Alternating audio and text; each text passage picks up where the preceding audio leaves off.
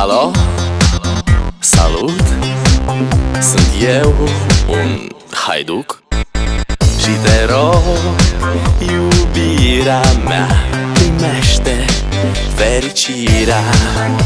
Alo, alo, sunt eu, Picasso, ți-am dat bip și sunt voinic, dar să știi, nu-ți cer nimic. Vrei să pleci, dar numai ei, numai ei.